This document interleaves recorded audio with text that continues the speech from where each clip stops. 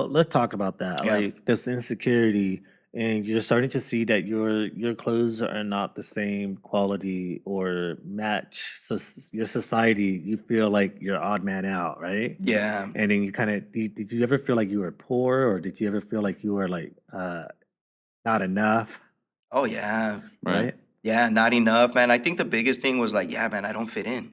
Okay, so like all insecurities have like a reaction, right? Right. What was your reaction? Was it anger? Was it I like shutting down? Or what was that?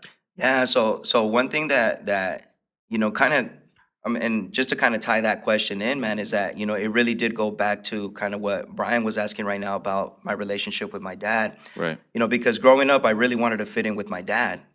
But my dad, I always felt that rejection from him. Oh wow. And I know that maybe it wasn't done on purpose, but I always felt like he didn't really want us around him.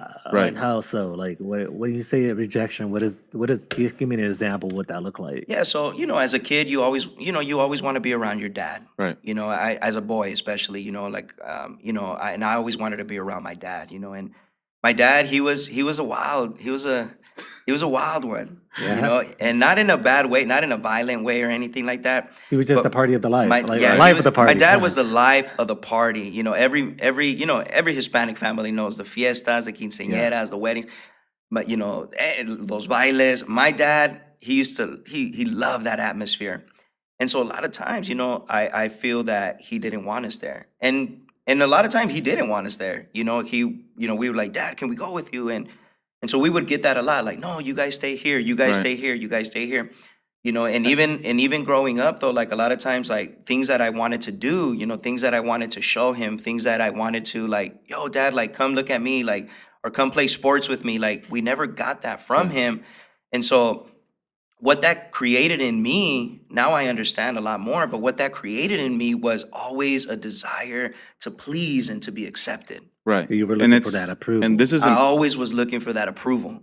important because you have a dad. There's a lot of men, especially in the Hispanic, Yeah. they give you. They always say, "Oh, you have a house, right? I work for you Right. guys," but it's deeper than that, right? That's Yeah, what earlier I 100%. asked you.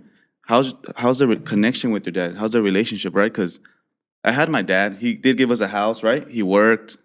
I had what I wanted, but I didn't have connection with him, right? Right. I wanted to talk to him. I wanted him to tell me, "How's your day? Let's talk about your day," right? Right. But instead, when I got bullied or I had to get in a fight, I would just keep it to myself.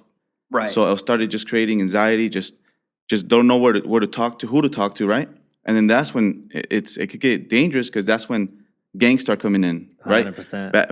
Bad influence start coming in. Why? Because they show you love, Right. right? They show you that we'll protect you, right? That Yeah. protection, that unity, And- and you just go on yourself and you start hanging out with these guys, Right. and then that young kid that was nice and starts becoming even a murderer in the future, So that's why it's very important for connection and But a it's relationship. crazy